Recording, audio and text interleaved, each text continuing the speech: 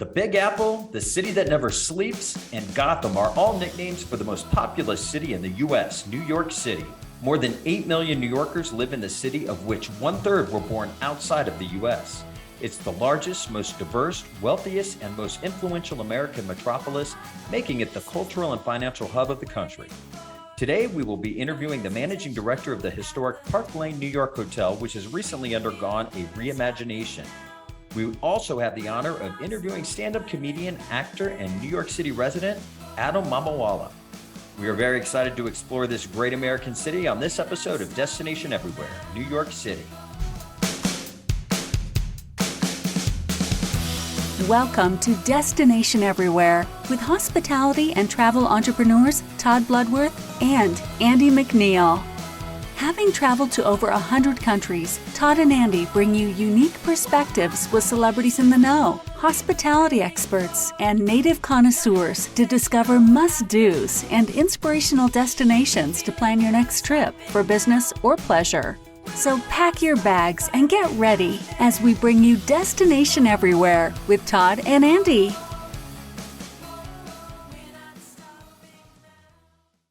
Welcome to this Destination Everywhere episode, everyone. My name is Andy McNeil, along with Todd Bloodworth, and we're talking today about the city that never sleeps, the Big Apple, you name it, one of our favorite places on the planet, New York City. We've been there so many times, probably the city I've been to personally more than any other than my hometown, and just have had so many great, wonderful, incredible experiences there. Todd, give me just your top three things to do when you go to New York. Well, yeah, I think we've talked about it on a couple of episodes, but just urban hike, just leave your hotel without a destination and just go walk. I think that's the best thing to do. I think every time that we've done that in the city, we end up at just some place that we didn't know it was on our bucket list, and then we've just marked it off. It's kind of that kind of atmosphere. All right. What's the second one? Second one, I love going down to the Village area. There's so much to do, shopping, go grab a beer. Lots of little parks. It's absolutely a wonderful place, but I'm a Broadway guy. I love going to the show. I love the excitement of Times Square. So is that your number three, or are we still on your number two? Well, I guess that's number three. I really can't name them. I mean, there are just way too many, but I'll leave it at that. You didn't even mention Central Park. Well, that's what I was just going to say. Central Park. We've been there when they had the Gates exhibit, and we saw all those beautiful orange gates, and it snowed while we were there. So you're seeing this orange gates in Central Park. What a great memory. Snowing. It was absolutely amazing. So yeah, and that was something we didn't even really know was happening when we went to the city. We just kind of walked upon it. I mean, that's what happens in New York. You just walk around and all these adventures just show up, right? The adventure finds you. Oh, and of course the parade, the Macy's Day Parade, something, again, just being there, I didn't know you could go see the balloons the night before. Yeah. And they have all of the balloons on the ground getting staged, and you just kind of walk through and you're getting up close, a viewing of the balloons. And we did that with our kids. They loved it. We loved it. But again, you never know what to expect when you go. So sometimes it's best to not plan anything. But there's a couple of interesting facts about New York. We'll just kind of run through some real quick. But originally, New York was called New Amsterdam. And in 1664, the British seized New Amsterdam from the Dutch and renamed it New York in honor of the Duke of New York, who would become King James II of England. So that's one interesting fact. Well, yeah. And then I found out through this process of researching the city that in 1895, Queens, the Bronx, Staten Island, and Brooklyn voted to consolidate into Manhattan to form the 5 boroughs of Greater New York. I always wondered when that happened. So it was in 1895. And Manhattan is actually the smallest of the boroughs. Yep. And more than 30 million tourists travel to New York City every year to Manhattan alone. So that's a lot of people in a small space, but they seem to know how to work it. So we've got a lot to cover. We're going to come back to New York many, many times because you can't do that in one episode. And we got a great guest to kick it off. We have Prince Saunders, the managing director of the Park Lane Hotel, just went through a multi-million-dollar renovations, and they have absolutely one of the best locations in the city. So let's turn it over to Prince and Todd.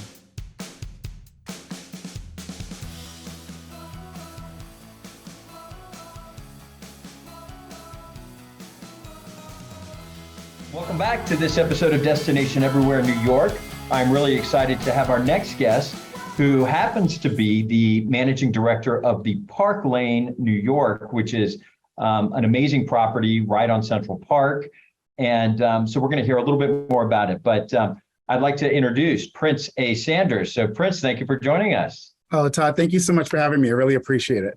No, absolutely. You know, I was actually just in New York. We were talking just before we started the interview, and it's such if someone doesn't enjoy their time in New York, I just don't know what could possibly make them have any fun. But I want to talk about a little bit of your start first. So you've got a tremendous hospitality experience. What were your history, and then ending up right now with the Park Lane, New York? What was kind of the evolution of that? You know, I got my first professional experience as a leader in hospitality with W Hotels, and we were hot in those days. Yes. It was an exciting time to be with W. Everyone wanted to be a part of W. So to be in your 20s and a part of that brand that was new and hip and fun was a really exciting time. But the most important thing is that during my tenure with W, I had the opportunity to become a trainer for the company.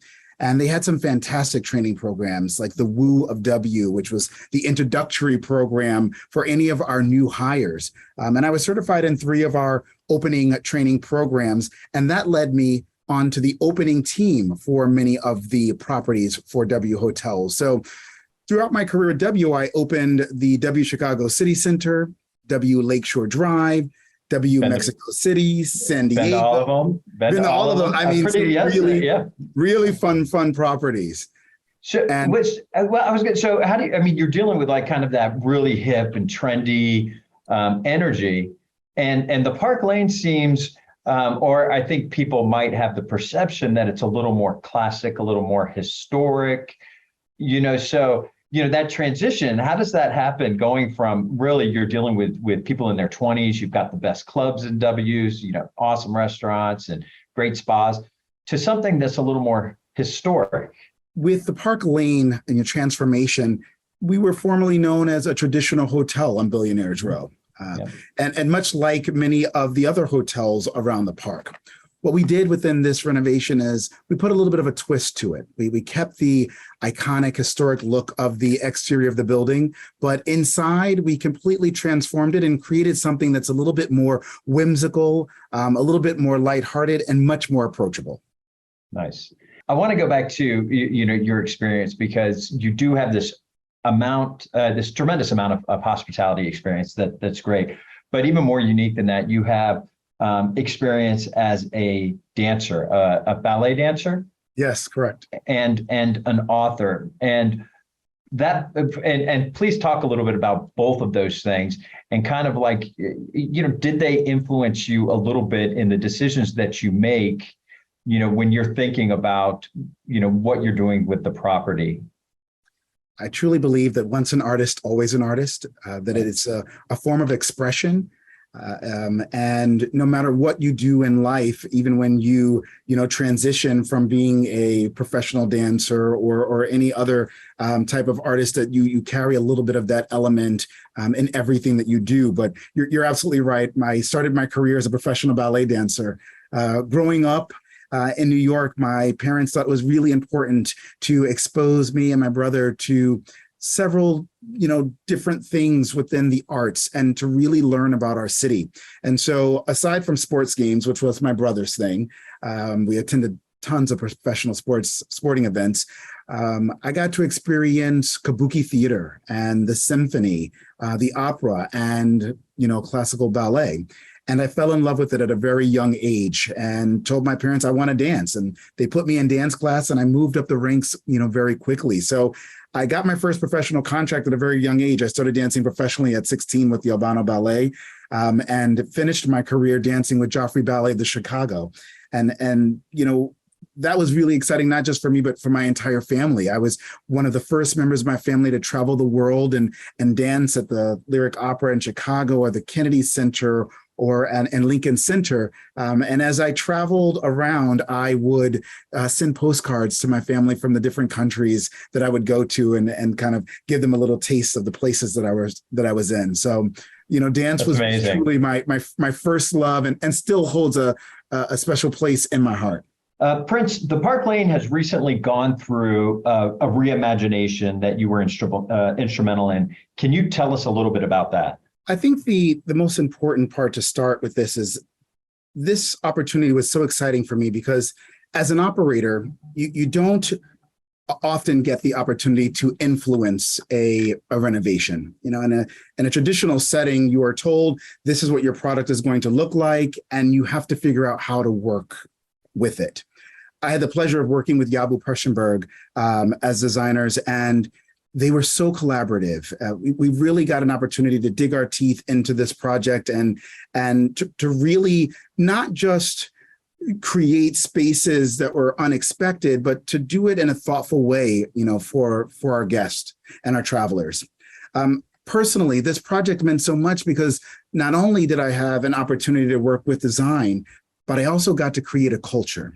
When I worked for the Ritz-Carlton, we were ladies and gentlemen serving ladies and gentlemen. And that was exciting. That meant something to me, but it was given to me. It was what I was told. This is how I am to be when I am on property. And this was an opportunity for me to create our identity, who we were as Park Lane. And Park Lane is New York centric. I thought back to my time and that I've spent within Central Park, and I've worked on the park for over a decade. And it occurred to me one day that I've worked here so long, but I've never felt that there was a place for me to go to, a place where I felt like I belonged, that I was okay to serve there, but really not to be served. And I thought there's a missed opportunity.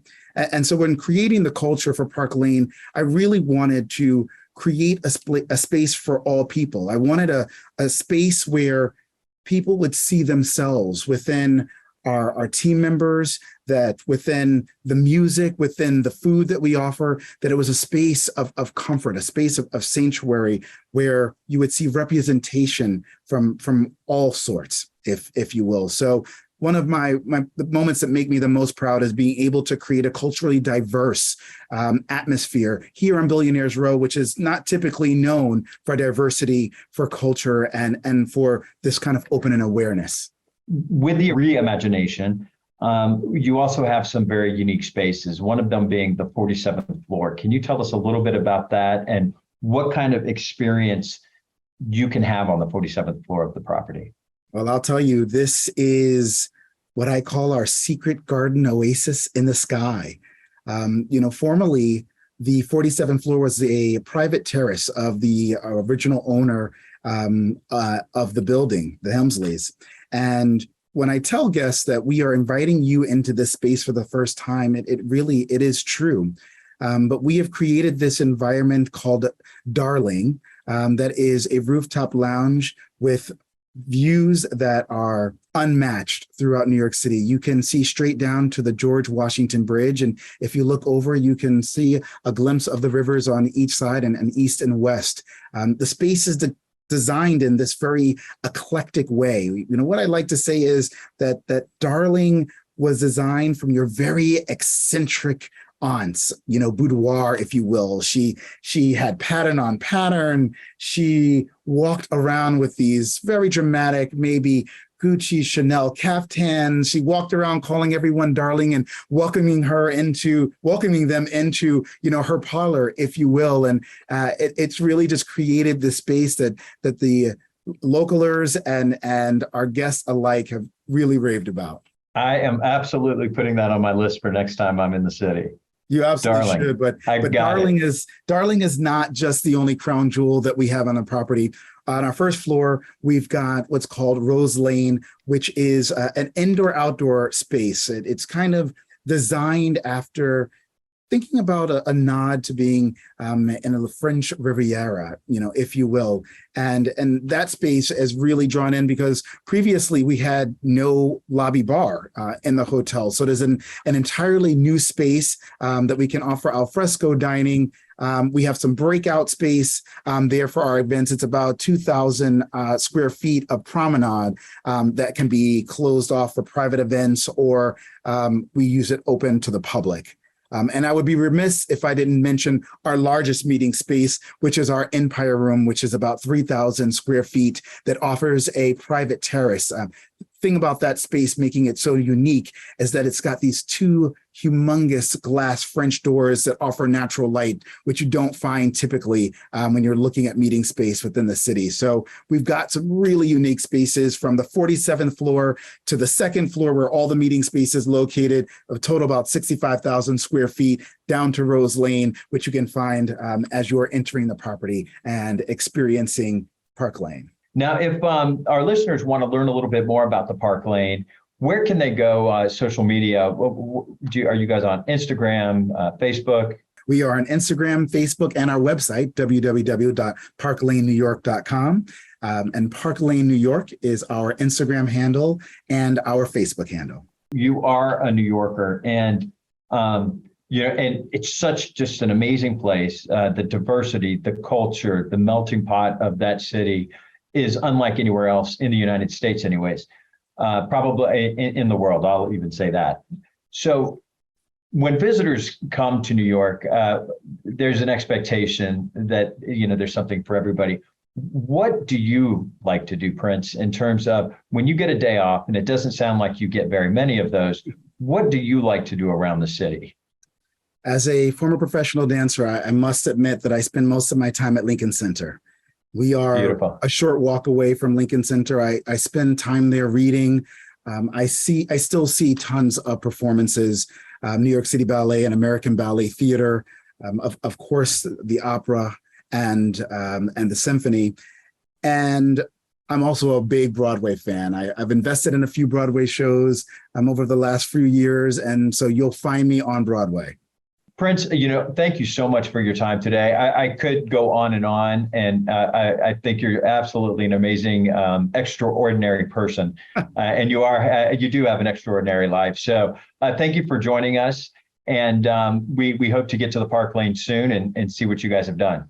It's a pleasure spending time with you. Thank you for the opportunity. So Prince A. Sanders with Park Lane Hotel. We will be right back.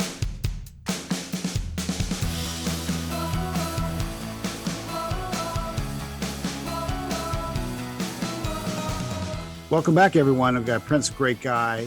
Can't wait to go back and see him. What a wonderful job they've done with the renovation over there. No, and honestly, I could have talked to him like for a lot longer. He's just his background and what he's done. The book, the children's books, and the hotel. Absolutely, just a great guy. Absolutely. Okay, we're going to come up to our destination favorites. We're walkers. We love to do those urban hikes through the city, and we're going to give you some tips on great things to do. So one that everyone has to do, and it seems like the obvious one, but One World Trade Center. And the reason is because there's so much history there, and you can actually go to several areas of it. Todd, what are some of the areas? Well, you've got, the Ground Zero and the 9/11 Museum, which is right there as well. And then One World Trade Center just, explodes to the sky. It's you see it from everywhere. Yeah, but it's 1,776 feet high. Well, and talk about the experience of going in the elevator when you go. Oh, it's incredible. You go in the elevator and you're actually on the ground floor, and then they've got these video walls all the way around you. And as you're raising up through this, and we did this for a group, and it had a big reception at the top, but as you're going up the elevator, you're starting back in the 1800s of what Manhattan looked like in the 1800s. And as you're rising up to the 1,776 feet, you're going through the history of the growth of the city around you. It is 101 floors. Spectacular. Yeah. Really. And nice. Then up at the top, there's one dine and one mixed bar as well. So definitely, call ahead to be sure that you can get in. But if you have the time, you absolutely have to check it out. The best. Absolutely. Just a great place to start. So, and now let's start just walking north. If you don't know what the High Line is, you need to do it. The High Line is some converted railroad tracks that have been turned into a huge natural park and a walking area. And that It's starts absolutely beautiful. in Chelsea at Gansevoort Street, and it's almost a mile and a half to 34th, and it's up the west side of Manhattan. So it's a great thing to do, but you obviously want to come back and then walk back down through the city because you're going to miss a lot. But the High Line is just it's amazing. It's natural vegetation up there. It's an old rail track, and you're walking directly towards Hudson Yard. So there's so much to see and do, and then depending on the time of year you go, obviously, absolutely. The and once you get to Hudson Yard, there's a brand new, really cool thing to do.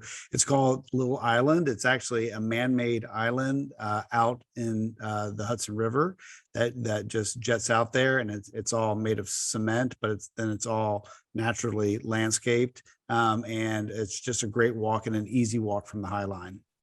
And obviously, if you go to Hudson Yard, one of the big things Hudson Yard is known for now is the vessel, the amazing.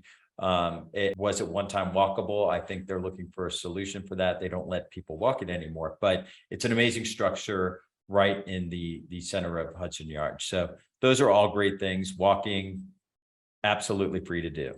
Yeah, and down that way is also the brand new Harry Potter store, which is like That's going fun. to like a Disney-esque event, and it's all interactive and fun. And you can also purchase which house you're in and find out what house you're in, and then buy some great merchandise. But you can just wander in there for hours just to see all the great things. And they brought a lot of the stuff and a lot of the merchandise and stores from the movie into this one destination. So check out the Harry Potter store. And before you go to the Harry Potter store, there are some interactive exhibits that you do need to get tickets for. So go online and sign up ahead of time. Don't expect that you're going to get in if you just walk into the store. You obviously can get into the store and experience a lot of different things, but plan ahead if you want to participate in one of these exhibits. Yeah, absolutely. Great suggestion. All right, let's go way back and talk about the oldest tavern that you can actually visit in New York City. Todd? So Fraunces Tavern, it was founded in 1762, and it's New York's oldest and most historic restaurant, which is really cool. And on December 4th, 1783, the founder of our democracy, George Washington, our first president, gathered his officers there and thanked them for their service after the last British troops left. So think about that and then go have a drink to it. But today it consists of 3 bars and a dining room offering classic cocktails and modern cuisine. And you can also hold private events in the same room as many of our founding fathers. So a really neat experience. And finally, one of my favorites is Chelsea Market. And Chelsea Market is this great mixed use shops as well as restaurants, and just a really easy thing to do. You're already walking down in Chelsea, you just pop in there. A very affordable place to eat. So if you're looking to just grab something and go, but it also has bakeries and clothing.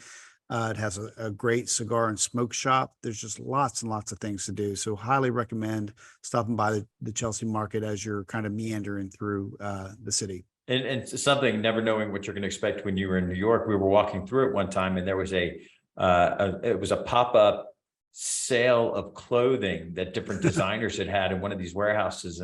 And I actually had a damaged shirt, and I found the exact same shirt in the right size at that sale. And it was just a neat thing. Different designers have different racks there. But again, you never know what you're going to find. But Chelsea Market's a wonderful place to stop in and have a cup of coffee, a dessert, or get some shopping done. Great. So we hope you enjoyed our favorite destination favorites. New York City, I mean, that is just the tip of the iceberg, but those are some great suggestions. All right. And next, Andy is going to be talking with actor and comedian and podcaster Adam Mamawala. Yep, he's a local. Can't wait to talk to him.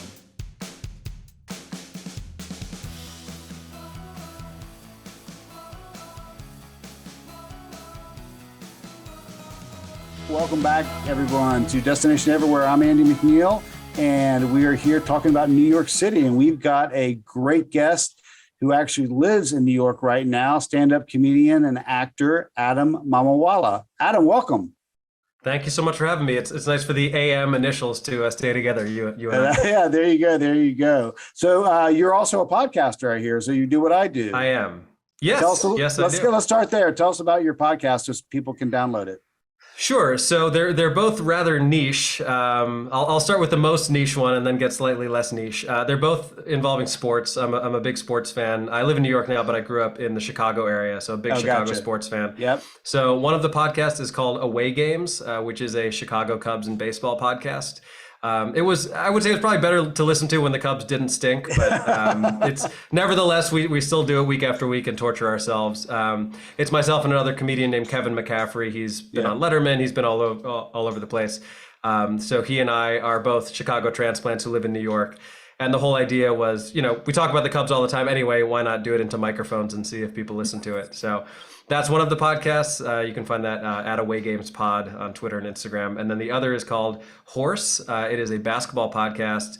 And the whole conceit of that is that it's a podcast about basketball geared towards people who don't know anything about basketball. So we focus more on kind of the human interest stories. We do stories about things that are like basketball adjacent, but not necessarily the statistics and nuts and bolts. Well, that's a very interesting take. Well, I mean, you've certainly already had a very storied career. You've appeared on Comedy Central, MTV, BET. You've written for Saturday Night Live. Pretty impressive.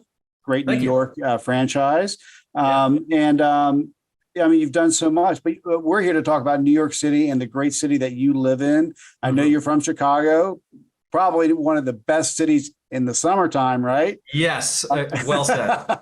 But New York City, one of my favorite cities on the planet for sure. So much to do. Tell us a little bit about New York as kind of an ultimate destination for someone like you who's trying to get started in show business, and what really drew you to being there.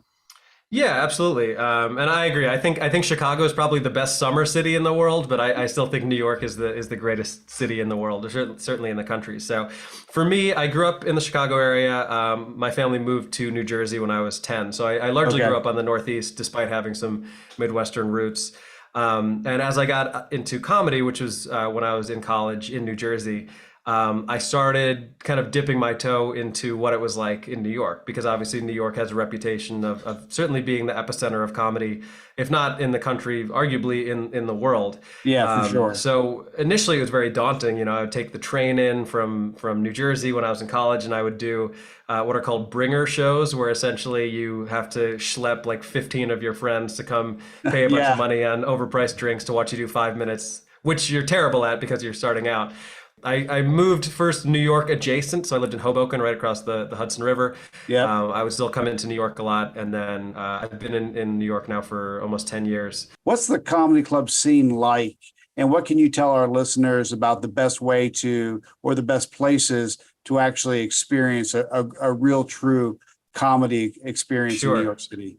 Sure. Yeah. So, I mean, one of the things that's most unique about New York, just because of the volume of comedians and comedy shows, is that at any given moment at, say 8 o'clock at night, there are probably 50 comedy shows happening simultaneously. Yeah. So you certainly have your pick of the litter there. Whereas in other cities, there might be like the one club that you could go to, but that's it. So I would say at this point, the preeminent club in New York and kind of the white whale for me personally, a place I've yet to perform, is the Comedy Cellar.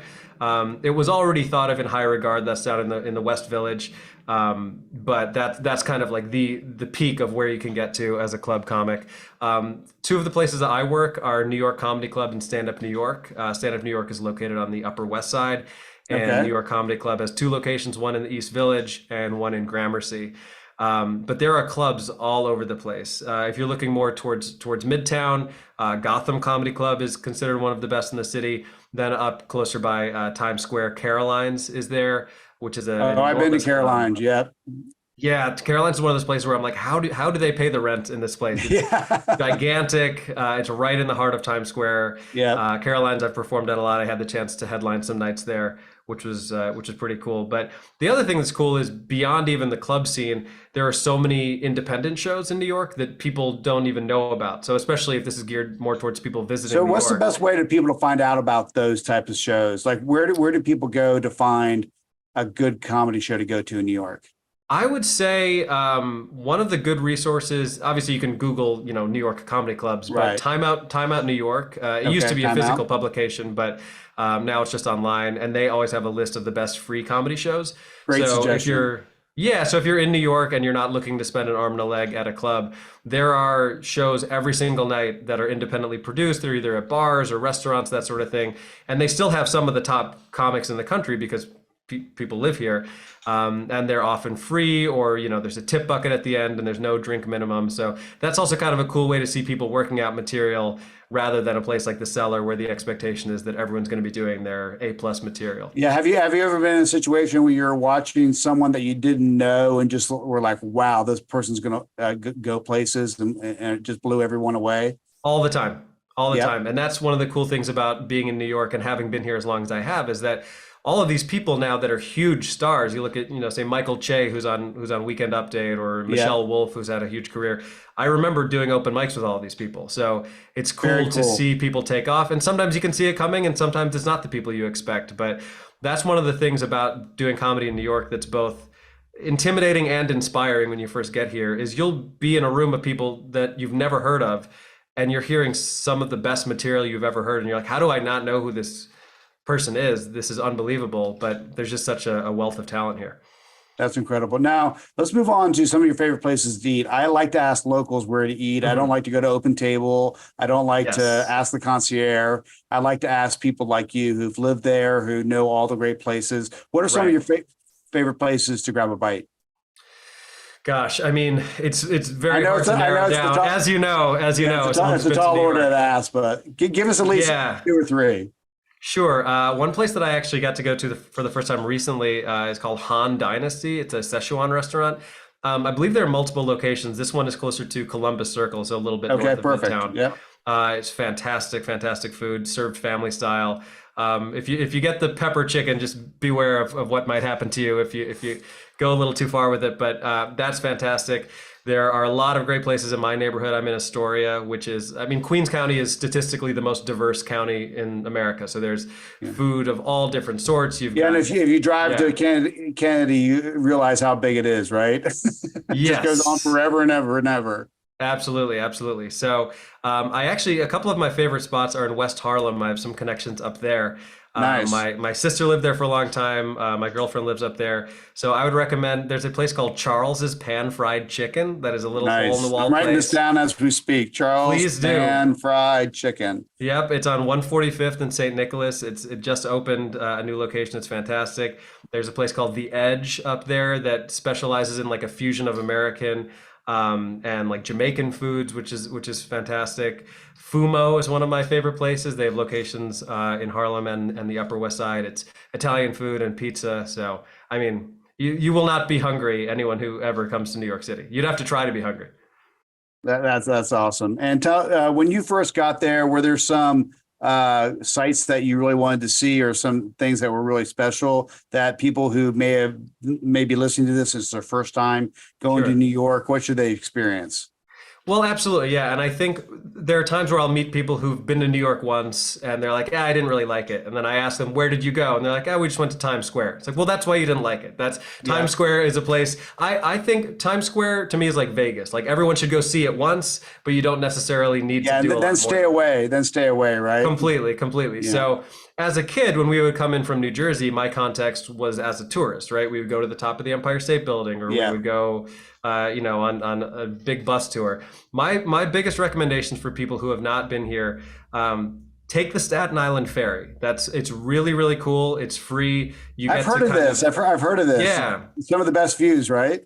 Incredible views. If you go like this time of year, as we're recording this in the summer, if you go towards sunset, you get that amazing view of the Statue of Liberty as the sun is setting. Now, the touristy thing to do is to walk across the Brooklyn Bridge, which is cool. But my advice is to walk across the Manhattan Bridge, because that way you get the view of the Brooklyn Bridge. Oh, and of the nice. That's a city. great local suggestion. Totally. There's also Brooklyn Bridge Park is beautiful. That's down underneath the Brooklyn Bridge. Obviously, Central Park is well known, but as someone who, I don't think I really appreciated how amazing Central Park was until the pandemic, and the only place we could go was Central Park. Yeah. It's a really, really amazing place. And there's a new thing that just cropped up, I think in the past year or two, called Little Island, which is Okay. on the west side. I'm not sure if you've heard of that, but it is this structure that's like built out of the water, and you can either get a pass. Or I Oh, think it's in you can go Hudson there. Yards, right? It's in Yes, Hudson- exactly. Yeah, Yep. absolutely. So that I went there with my parents, and it's always funny now when they come visit, then that becomes my excuse to be a tourist on my own Yeah, city again. So I'm like, I'm glad absolutely. you're prompting me to do this because I wouldn't have done it myself. Cool. Well, thanks for all those recommendations. They're all great. course. Before we let you go, we have something here called our rapid fire questions, which are we like to try to pull some information out of you for something for us for Of course. our attendee for our listeners. So let me go through these questions real quick. I know we gave them to you, so hopefully you're ready for them. So the first Sure. rapid fire question is: have you ever completed anything on your own personal bucket list, and if so, what was it? I have. I am a huge Chicago Cubs fan, and Okay. I got to go to the World Series. So Oh, nice. in 2016, the Cubs finally ended their 108-year skid of futility. And I had always made a promise to myself once we moved out east, no matter what, if the Cubs ever get to the World Series, I'm going to Chicago. I had no expectation that I could go to a game, but I said I just have to be there for the atmosphere, right? So I flew out for the World Series just to soak in the vibes. And the Cubs ended up losing games 3 and 4, right? So now they're down 3-1. But what that opened up for me was the opportunity to see a game because ticket prices started dropping. Yeah. Initially, when I had flown out there, I want to say the cheapest ticket for standing room only was $5,000, and I just Oh wasn't my God. feasible. But after they went down 3-1 in the series, prices started dropping. I started getting the wheels turning. And I jumped for it. I bought one ticket. I went there alone. I sat in the last row of the bleachers. The Cubs won that game. They ended up coming back and winning the series, and it was it honestly might be the best That's night a of my life. worthwhile investment for sure, especially as your team, right? Absolutely. I mean, truly one of those once in a lifetime sort of things. Now, had they gotten blown out and lost the World Series that night, I don't know if I would feel the same about it. But given the fact that that was the start of their comeback, it was. I mean, there were tears for sure. Oh, that's great. That's a great bucket list item. All right, if you Yeah. could live anywhere in the world for a year, where would it be? I would live in Italy, which is a place Okay. that I have never been. But one of the only regrets that I have in my life is that I minored in Italian in college and I never did a study abroad. Yeah. And I really regret missing that window where I could have had basically no responsibilities and just gone to Italy for 4 months. So my goal would be I would go there for a year. I'd travel throughout Italy. I would try to brush up on my Italian to see if I can get it back to being borderline conversational, but I've heard it's a beautiful country. Any particular region or just Italy? I've heard that Florence tends to be people's favorite city. Yeah, so it's I amazing. think that you've been. Yeah, absolutely. It's absolutely beautiful, and the artwork is stunning. It's absolutely stunning. Oh, excellent. And finally, what is your most memorable experience in New York City? Since we're talking about that today. Well, it's something that if you had told it to me 2 years ago, I would have thought I was recounting a traumatic experience. But during COVID, we as comedians had to get very creative, right? So I was doing a lot of Zoom shows. I was doing shows in Central Park. And one of the clubs I'd mentioned before, Stand Up New York, they were the most inventive by far. And so in the spring of last year, in 2021, I performed on the 1 train. So we did a stand-up show on the local. Was there anybody else on the local? So there was actually people there? There were. So the way we did it was that he reached out to some of the regulars at the club and said, hey, we're trying to do this thing. And so we all met up on like 72nd Street. And as a group, this is myself and a few other comedians and like 10 audience members, we all boarded the last train car. And we started an impromptu show. We had a little microphone. Everybody's wearing masks. That's a great memory. Yeah. Right. But what was funny was that it's still a train, so that at every stop, people were getting on and off and had no idea they were walking into a comedy show. So there was certainly a lot of opportunity for crowd work. There were a lot of very confused people wondering what the heck they had. Well, what I would like to know is that if you guys were so good that people actually stayed on past their stop. I think so. I think there were some times that people recognized how unique of a situation they had just walked into and were like, hey, what the heck? I'm not in a rush. I'll as they say, only in New York City. Something Only like in that's New York, only indeed. going to happen in New York. Right. And of course, as someone who's worked very hard for over a decade, it would be me performing on the 1 train that gets me the best newspaper credits I've ever had in my life. They covered it in the New York Times and the London Times.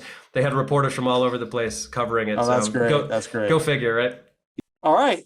Thanks, Adam. Before we leave, we should mention that your latest album, Statistically More Relatable, is #1 on the iTunes comedy chart. Congratulations. Thank you. I appreciate it. Yeah, it just came out. I'm not sure exactly when this will be released, but on July 15th, it debuted. It was #1 on the iTunes comedy charts, which is like one of those cool things that no one can take away from you, no matter what happens. I'm really, really proud of it. And it is, I think it's the best thing that I've ever done. So I do hope that people check it out. I can't wait to listen to it. Now, Thank you. Where can our listeners find you on social media?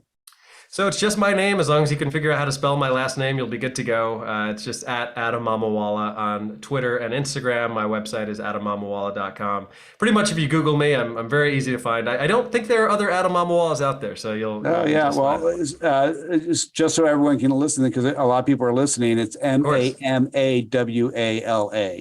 So yep, Mamawala. I have every other letter of my first and last name. It is a bit of an oddity to have that, but very phonetic. People get intimidated when they see it, but you pronounce it perfectly.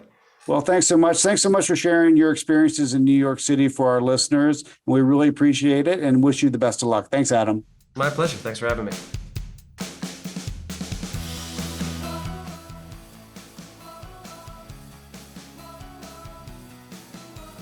And welcome back. And Andy, what a great discussion you had with Adam. He seems like just a really, really fun and entertaining guy. Oh yeah, I love how he's a transplant. So he's just looking from New York City from being someone not from there, but also living in the city for a while. And he also travels back and forth from LA. So he definitely sees everything, and he loves New York. Well, and now's the part of our show where we usually kind of just recap some of the bucket lists. But for New York, I just find it hard to do that. I think there's just so much happening in that city at any one time. Oh my gosh, we didn't even talk about Broadway. We didn't didn't go to Broadway. Wall Street. We didn't talk about Central Park. We didn't talk about Harlem. Times Square. We didn't even go up to the Upper East Side or the Upper West Side. So we'll have to come back. Yeah, there's so much to do. In fact, we should probably, designate a show to the different neighborhoods of New York, just so, because each one is so unique. That's a great idea. Chinatown, the East Village, the West Village, Chelsea, Harlem, it goes on and on. So this is something you're probably going to come back and hear a lot more on our show about New York, because it is one of our top destinations in the world. So with that, we would like to say, one, thank you for joining us, but we would also like to thank our team. We have our copywriters, Louis Pedraza and Kim Jordan, Annie Fernandez, our creative director, Rusty McNeely, and Louis Pedraza, our podcast producers, the Lightship Studios team. So please be sure to subscribe, rate, and review the show on your preferred podcast app, or by going to www.destination-everywhere.com. So we look forward to speaking with you next time on Destination Everywhere. Safe travels. You've just tuned in to another episode of Destination Everywhere with travel and hospitality entrepreneurs Todd Bloodworth and Andy McNeil. To access the show notes and other helpful resources, visit destination-everywhere.com. Join us again next week for another bucket list-filled show as we feature another travel-worthy destination. Until next time, travel well and be safe out there.